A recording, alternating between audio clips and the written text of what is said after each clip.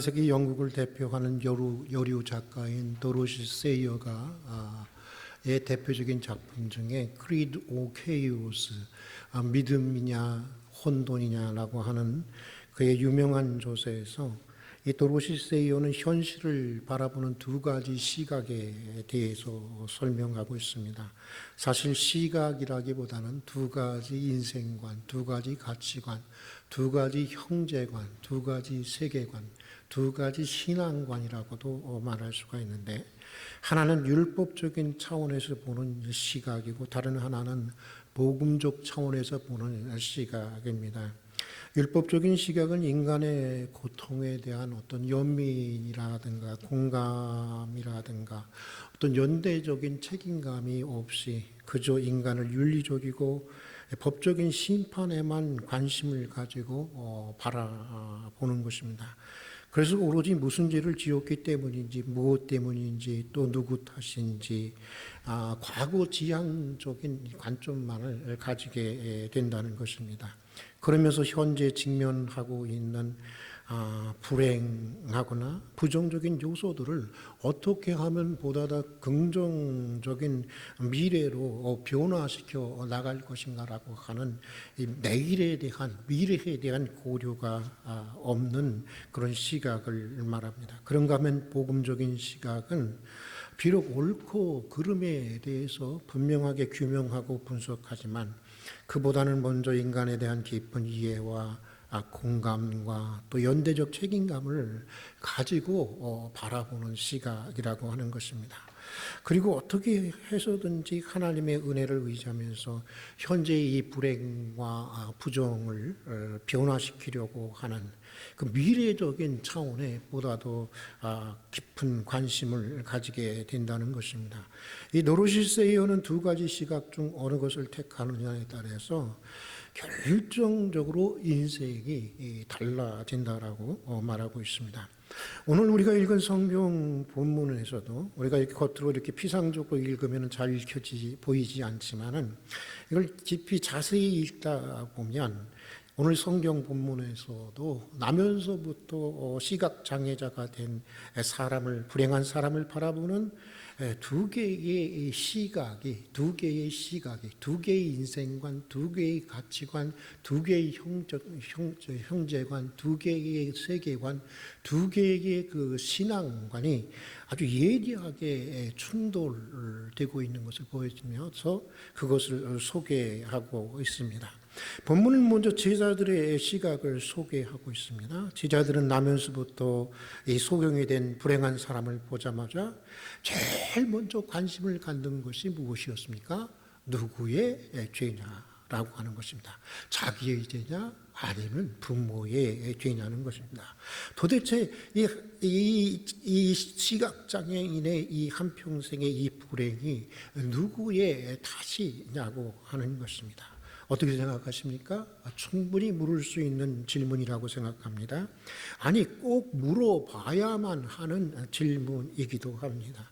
성경적인 관점에서 보면 모든 인간의 불행한 사건의 배후에는 인간의 죄가 직접 또 간접적으로 깊이 자리하고 있기 때문입니다.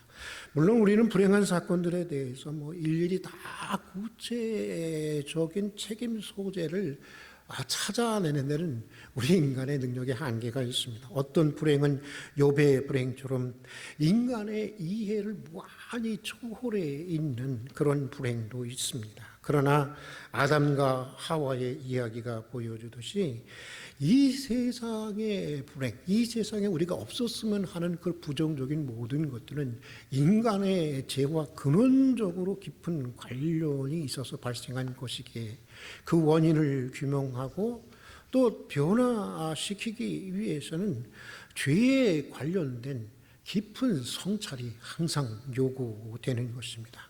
본문에 등장하는 소경의 경우에도 그렇습니다. 이 소경은 나면서부터 보지 못했기에 물론 자기 죄 때문에 소경이 된 것은 아닙니다. 적어도 이 소경은 자기 책임은 없습니다. 그러나 그 부모 중에 누군가가 성병이 걸려서 임신하게 되었을 가능성의 여지는 열려 있는 것입니다.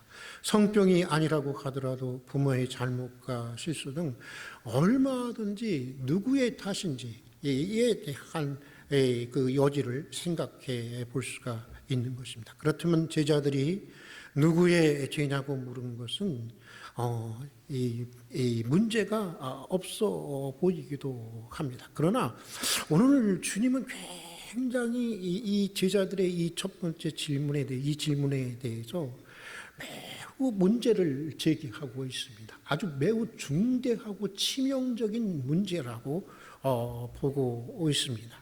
제자들에 대한 예수님의 문제 제기는 이것입니다. 불행한 처지에 놓인 사람에 대해서 한 인간으로서 한 신앙인으로서 가져야 할 가장 우선적이고 가장 근본적인 시각, 그 시선, 그 근본적인 태도가 무엇이어야 하느냐라고 하는 것입니다. 여러분 무엇이겠습니까? 그것은 두말할 것도 없이 연민입니다. 사랑입니다. 여러분 그리고 공감입니다. 죄가 있느냐 없느냐를 따지기 전에 일단 불행한 처지에 놓여 있는 사람에 대해서 불쌍히 여기는 것입니다. 긍휼히 여기는 것입니다. 사람이 물에 빠졌는데 어쩌다가 당신 물에 빠져서 묻고만 있으면 이게 인간입니까?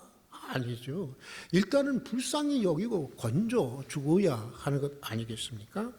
그런데 지금 제자들은 나면서부터 소경이라는, 여러분 제가 가만히 보면 저도 장애인입니다. 그러니까 장애인들에 대해서 뭐 제가 폄하하고 그런 건 아니지만 여러분 장애 중에 가장 치명적인 장애가 뭘까 하면 소경인 것 같아요. 소경인 것 같아요.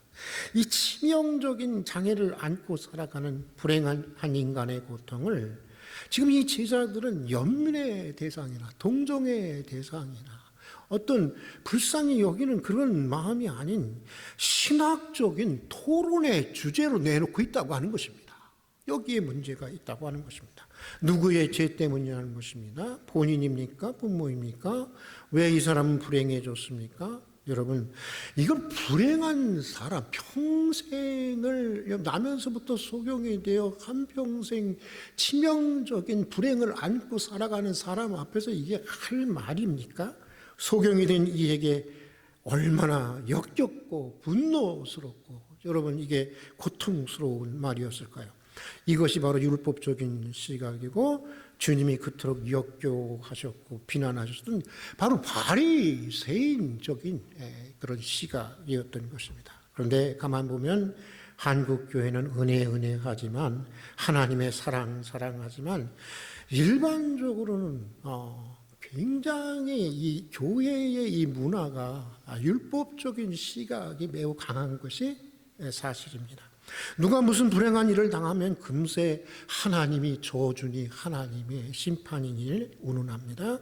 그 바탕에는 한국 기독교의 가장 중대하면서도 일반적인 오류인 기복주의적 신앙관이 깔려 있습니다. 하나님을 잘 믿으면 축복이고 하나님을 잘못 믿으면 저주라는 것입니다.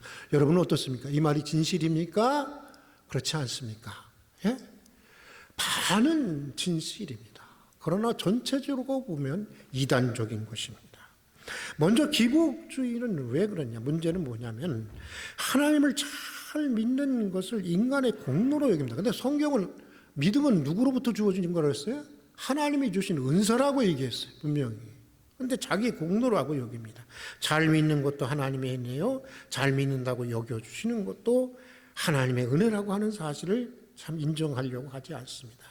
자기 열정과 자기 노력으로 잘 믿고 잘 사는 줄 압니다. 물론 하나님의 은혜를 얘기합니다. 그러나 그것은 자기 공로에 대한, 자기 노력에 대한, 자기 열정에 대한 부수적으로 주어지는 보상이라고 여깁니다. 은혜와 자기 의의 주종관계가 역전이 되는 것입니다. 물론 저는 그렇게 생각합니다. 열심히 하는 사람이 잘 되고 열심히 하지 않는 사람이 못 되는 거, 그거 정의입니다.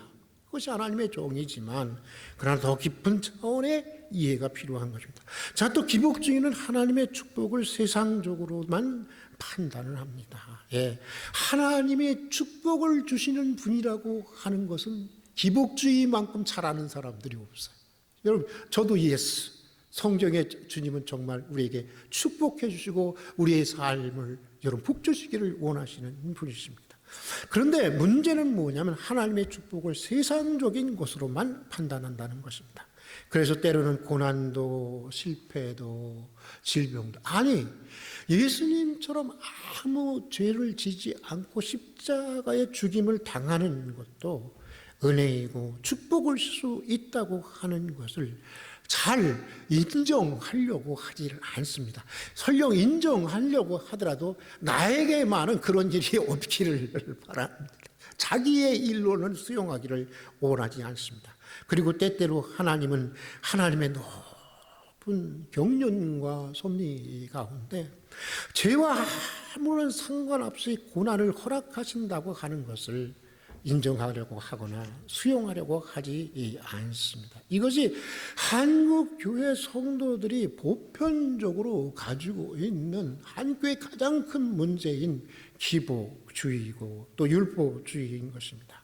언젠가 동남아시아 지역의 해일로 큰 피해를 입게 되었습니다. 그때 당시 우리 한국교회의 대표적인 교회들과 그 교회들을 섬기는 부끄럽습니다만 목사님들이 그들이 우상을 많이 섬기기 때문에 하나님이 심판하신 것이라고 주장을 했습니다. 여러분 맞는 말입니까? 틀린 얘기입니까? 모르죠. 잘 하나님이 되보질 않았으니까. 그러면서 그들의 문제점은 뭐냐면 우상을 섬기는 이 백성들에게 그런 재난과 고통을 당해도 싸다는 식으로까지 말을 했습니다. 그러나 그것은 전혀 인간적이지도 않고 성경적인 진실도 아닙니다. 여러분 사랑을 말해야 하고 자비의 본을 보여야 할 교회가 갈 태도는 아니라고 하는 것입니다. 여러분 죄를 따져보아도 그렇습니다. 이 사람들은 죄를 많이 따지는데 율법주의자들처럼 죄를 많이 따지는 죄를 따져보아도 그렇습니다. 믿는 자들의 죄가 그들보다 작은 것입니까? 우리는 믿기 때문에 그들보다 죄가 덜 짓는 것입니까? 여러분 그렇지 않습니다. 그들이야 어차피 하나님을 모르니까 그럴 수 있다고 이해할 수 있습니다. 정상 잠작이 가능합니다. 그러나 하나님을 알고 있고 하나님의 은혜를 믿는다고 하면서도 매일 죄 속에서 살아가는 우리의 죄는 무엇입니까? 사실 하나님을 모르면서 하는 죄가 여러분 더 큽니까? 여러분 알면서 저지르는 죄가 더 큽니까?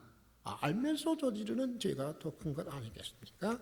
그래서 예언서들은 늘 하나님의 심판이 예언서들은 하나님의 심판에 대해서 얘기하고 있는데 하나님의 심판은 우상을 섬기는 이방인들로부터가 아니라 그들이 훨씬 더 잘못하고 잔혹했음에도 불구하고 하나님의 심판은 항상 타락한 성전으로부터 그리고 하나님을 믿는 이스라엘 백성으로부터 시작되고 있다고 하는 것을 보여주고 있습니다. 얼마 전 서울 S교회에 다니는 권사님에게 들은 이야기입니다. 우리 교회에 자주 오시는 분 있지 않습니까? 제 이모님 같은 분이죠. 들은 얘기입니다. 몇 개월 전에 오랜 그 생활고와 또 아주 가정사가 말할 수가 없어요. 역기능적인 가정사로 고통을 당하시던 80대 중반의 권사님이 그것도 새벽 기도 후에 한강 다리에서 투신을 했다는 것입니다. 투신한 자리에는 권사님의 손때가 묻은 성경책과 그분의 신발이 가지런히 놓여 있었다는 것입니다. 평소 매우 열정적이셔서 그 교회뿐만 아니라 그 교회도 아주 무시무시하게 큰 교회인데 그 교회뿐만 아니라 주변의 교회도 다 알려질 정도로 열정적이고 매우 신실하게 알려진 신앙인이었기에 권사님이었기에 모두에게 대단한 충격으로 다가왔다는 것입니다. 그런데 권사님의 투신 소식을 들은 교회 권사님들의 대체적인 반응은 첫 번째로 이런 것이었다는 것입니다. 어떻게 권사가 그렇게 죽어 그래서 하나님의 영광을 가리고 그래 지옥에를 가 이렇게 비난하고 정죄하는 반응이었다는 것입니다. 그리고 그 권사님이 가끔씩 아니 자주 새벽 기도를 나가던 옆 교회는 당회로부터 아예 이런 지침을 하달했다는 것입니다. 이제부터 다른 교인들은 자기 교회 새벽 기도에 나오지 못하게 하라는 지침이 하달되었다는 것입니다. 자기 교회에 새벽 기도 왔다가 그런 일이 생기면 교회 이름에 누가 된다는 것입니다. 한마디로 얘기하면 재수 없다 이런 것입니다. 두 교회가 다 강남에서 우리 교단과 감리 교단을 대표한다고 하는 자기들 나름대로 대표한다는 교회들인데, 그리고 한국 사회에서 가장 엘리트 신앙인들이 다닌다고 하는 그런 교회들인데, 그런 교회들이 보인 반응에 대한 이야기를 들으면서 여러분 어떤 생각이 듭니까? 저도 이럴 말을 할 수 있는 자격이 있는지 모르지만 한 인간의 불행을 대하는 한국 교회의 의식 수준이 이 정도밖에 되지 않는가?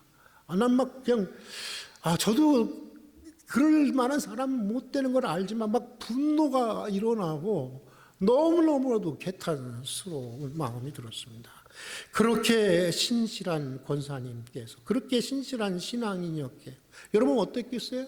그에게 결코 그런 짓을 하지 말아야 할 것을 누구보다도 잘 아는 권사님께서 스스로 목숨을 버리기까지 안고 살아야 했던 그 길고도 깊은 고통과 절망의 그 심연은 어떤 것이었을까? 투신을 결심하고 나갔던 새벽 기도에서 권사님이 눈물로 드린 마지막 기도는 무엇이었을까?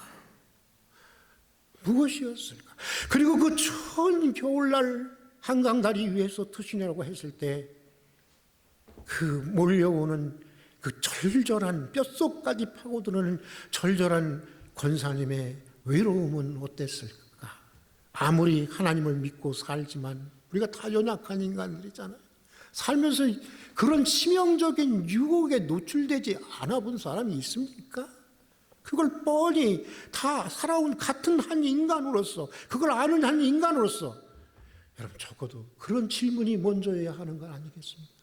그런 마음이 먼저여야 하는 것 아니겠습니까? 그 이야기를 들으면서 문득 내 아우 아벨이 죽어갈 때 너는 어디에 있었느냐? 내 아우 아벨이 죽어갈 때 너는 어디에 있었느냐라고 가인에게 물었던 하나님의 질문이 떠올랐습니다. 하나님은 투신한 권사님을 비난하고 정죄하는 이들에게 그 권사가 그렇게 죽음에 이르기까지, 여러분 그냥 바로 죽었을까요? 오랜 기간이 걸렸어요. 그 죽음에 이르기까지 너희들은 어디에서 무엇을 하고 있었느냐고 물으실 것만 같았습니다. 결코 자살을 비유하자는 것은 아닙니다. 다만 타인의 불행 앞에서 한 인간으로서, 한 신앙으로서 가져야 할 가장 기본적이고 우선적인 그 시각, 바라보는 시선이 무엇이어야 하고 어떤 태도여야 하는 것을 묻고자 하는 것입니다. 불행에 대해서 동정이나 연민이나 공감하는 마음 없이, 함께 조금이라도 책임지려는 마음이 없이 죄를 운운하는 것은 그것이 바로 율법적인 것이고, 주님이 그토록 정말 미워하고 주님도 미워하신 게 있었어요. 바로 그런 태도, 그런 시각, 그런 시선, 그런 인생관, 그런 가치관, 그런 형제관, 그런 세계관, 그런 신앙관, 그것이 바로 바리새인인 것입니다. 주님은 바리새인들에게 율법의 세세한 조항을 철저히 지키는 것보다 뭘 행하라고 그랬어요? 여러분, 율법의 근본적인 정신인 자비를 행하라. 나는 제사를 원치 아니하고 무엇을 원한다고 그랬습니까? 자비를 원한다라고 하지 않았습니까? 죄를 따지기 전에 먼저 한 인간의 고통에 대해서 무한한 연민과 자비로운 시선, 이것이 우선적이어야 한다고 하는 것입니다.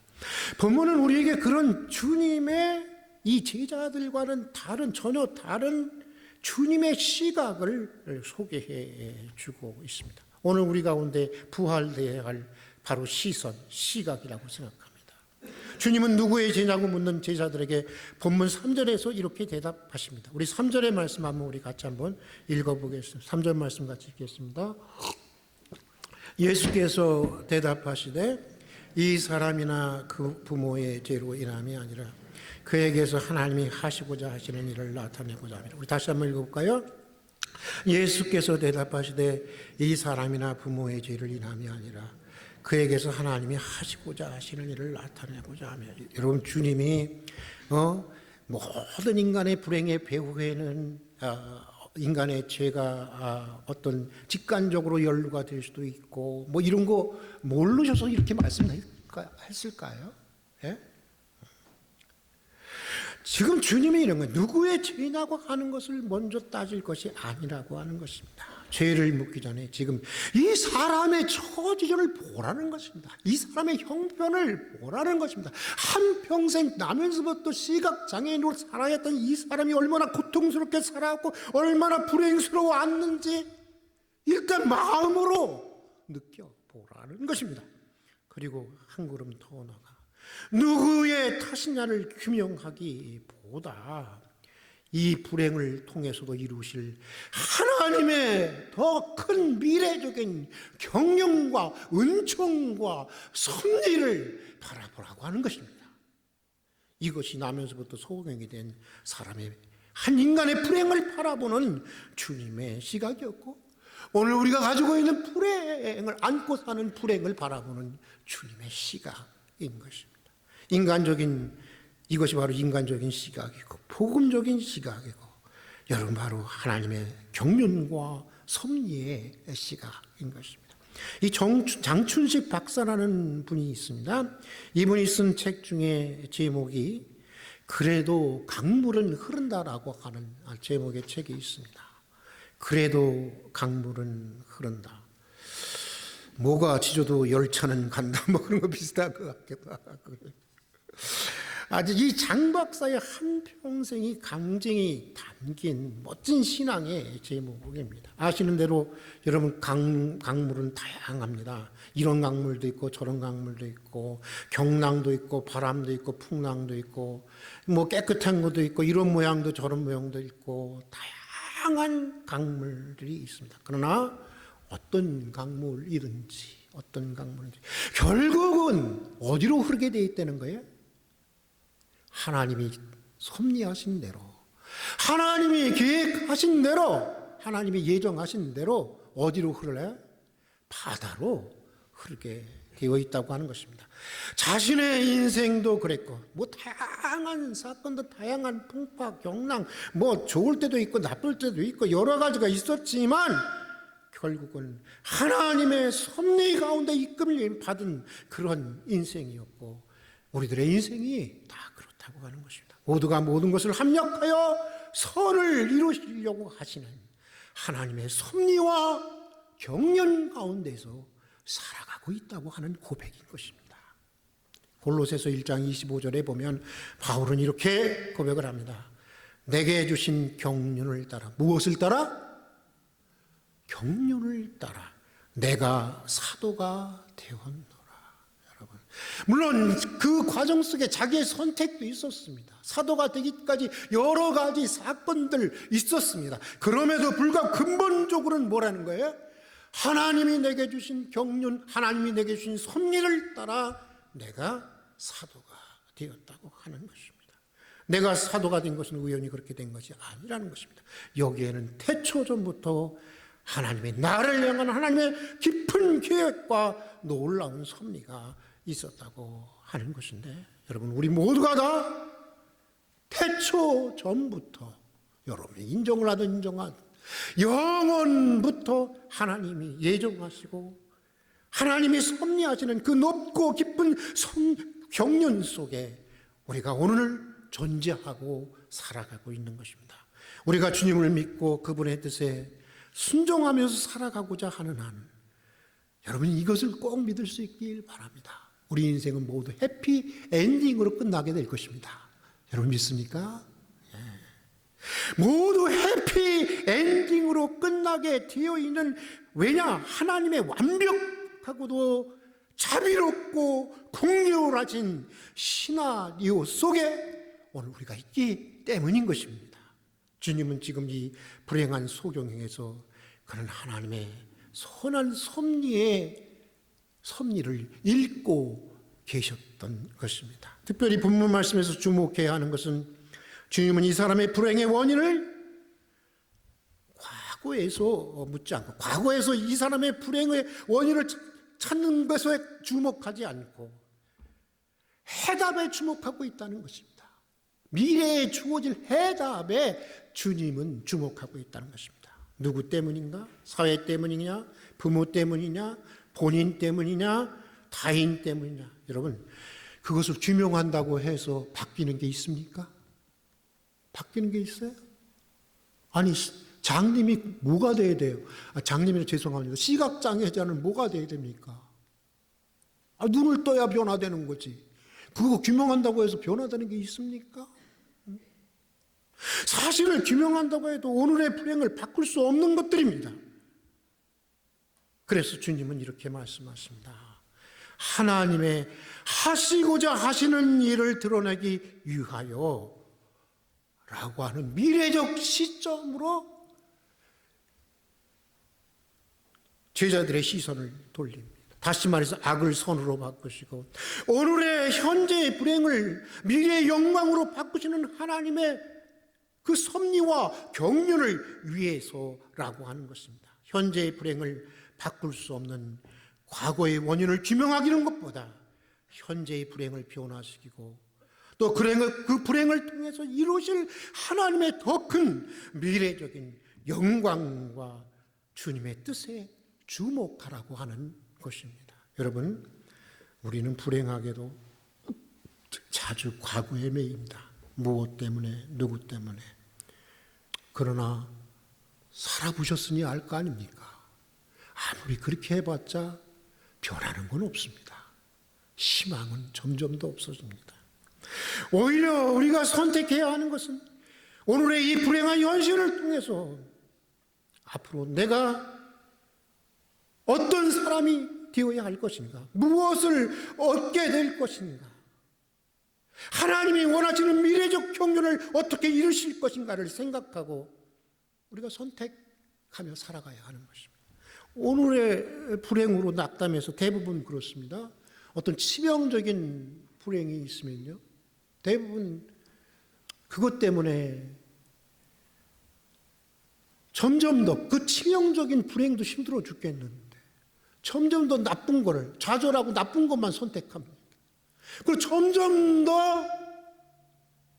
더 치명적인 운명이 되고 파괴되어 버리는 자리까지 나가게 됩니다. 여러분, 이게 문제인 것입니다. 하나님의 선하신 미래적 섭리를 믿고 오늘 이 불행을 허락하신 하나님께서 이 불행을 통해서 나에게 이루실 그 미래적인 나의 모습을 위해서, 미래적인 나의 모습을 생각하면서 우리가 오늘 하루하루를 삶을 선택해 나아가는 것입니다. 오직 거기에만 해답이 있는 것입니다. 그리고 그런 차원에서 생각할 수 있을 때 오늘 우리가 당하는 불행에서도 우리는 하나님의 은혜를 붙들게 되고 우리의 미래를 소망할 수 있게 긍정적으로 바라볼 수 있게 되는 것입니다. 그리고 그 주님의 뜻을 믿고 순종할 때 불행을 통해서 드러내시고자 하시는 하나님의 미래적 섭리가 나타나게 되는 것입니다. 본문에 등장하는 시각장애인도 그렇습니다. 예수님께서는 시각장애자의 눈에 어떻게 했어요? 이해되지 않는 일이 일어났어요. 아니, 소경이 된 것만으로도 서로 죽겠는데 침을 뱉었어요. 여러분은 어떻게 하셨겠어요? 내 눈에다가 내가 소경인데 침을 뱉었다. 그럼 나는 그 자리에서 아마 예수님의 뺨을 올려 붙였을 거예요. 뭘로 보게? 응? 근데 그걸로 끝난 게 아니에요? 또 뭐 했어요? 흙을 이겨서 눈에다 막 쑤셔 넣었어요. 아니, 시각장애자의 눈은 눈도 아닙니까? 전혀 이해되지 않는 행동이었습니다. 또 이렇게 해놓고 당장 눈을 떠라 이렇게 하시지도 않았어요. 뭐라고 그러시죠? 그 다음에 실로암에 가서 씻으라고 하십니다. 씻으면 눈이 떠질 거라고도 얘기하지 않았어요. 그런데 이 태어나면서부터 소경인 이 사람은 이해되지 않는 주님의 행동과 말씀을 의지해서 더듬거리며 실로암까지 갑니다. 그만큼 절박했던 거죠. 예? 사람이 절박하면 이렇게 되는 거예요. 아직 숨쉴만 하니까 반항도 하고 그러는 것입니다. 솔직히 얘기하면. 그리고 실로암까지 가서 자기 손으로 눈을 씻습니다. 그러자 그때 비로소 눈을 뜨게 됩니다. 불행을 통해서 더 큰 하나님의 영광을 드러내시는 예수님의 기적은 언제나 이렇게 찾아왔던 것입니다. 사랑하는 교우 여러분, 어느 누구의 불행이든 인간의 불행 앞에서 함부로 말하지 마십시다. 게을러서다. 내가 기도를 적게 해서다. 내가 무엇을 잘못해서다 그런 거다. 그렇게 말하지 마십시다. 죄를 따지기 전에 먼저 같이 아파하십시다. 오늘 저는 기도에 참 은혜 받았어요. 우리 교회 다른 거 필요 없어요. 굉장히 큰 비전 나 이루어지길 바라요. 정말 간절히 이루어지기를 바라지만 그거보다 소중한 건 우리가 함께 아파하고 함께 슬퍼하고 함께 고통스러워하고 함께 책임지려고 하는 사랑의 공동체가 되는 것입니다. 어떻게 하면 불행한 현실로부터 벗어나게 할지, 조금이라도 벗어날 수 있다면 내가 좀 무언가를 할 수 없을지 그걸 생각하십시다. 여러분, 근본적으로 인간의 모든 불행은 다 하나님께서 그에게 하실 일을 나타내시기 위한 것입니다. 이것을 믿고 잘 이해가 되지 않아도 주의 말씀에, 오늘 이 시각장애인처럼 주의 말씀에 순종하십시다. 복음서가 보여주는 것처럼 우리 인생을 변화시키는 하나님의 구원의 기적은 늘 그렇게 우리를 찾아오기 때문인 것입니다. 함께 기도하겠습니다. 자신도 모르는 사이 바리새인과 같은 시각을 가지고 살아가는 저희를 긍휼히 여겨주시옵소서. 누구 때문이냐 무엇 때문이냐를 묻기 전에 먼저 불행한 이들과 함께 슬퍼하고 함께 아파하고 함께 책임지게 해 주시옵소서. 어떻게 하면 불행한 현실로부터 벗어나게 해줄 수 있을지, 내가 어떻게 하면 조금이라도 도움이 될 수 있을지를 생각하고 실천하게 해 주시옵소서. 그것이 누구의 불행이든지 나의 불행이든지 이웃의 불행이든지 주님처럼 하나님이 하시고자 하시는 일을 위하여 악을 선으로 바꾸시고 오늘의 불행을 미래의 영광으로 바꾸시는 하나님의 경륜을 위하여라는 은총의 시각, 자비의 시각, 믿음의 시각, 소망의 시각으로 바라볼 수 있게 주시옵소서. 눈을 뜬 본문의 소경처럼 잘 이해되지 않을 때에도 주님의 말씀을 믿고 순종하게 해 주시옵소서. 매일 실로암과 같은 주님의 십자가의 보혈로 우리 영혼의 눈을 씻겨 주십시오. 맑은 영혼의 눈으로 우리를 향한 하나님의 미래적인 경륜을 바라보게 해 주시옵소서. 예수님 이름으로 기도드립니다. 아멘.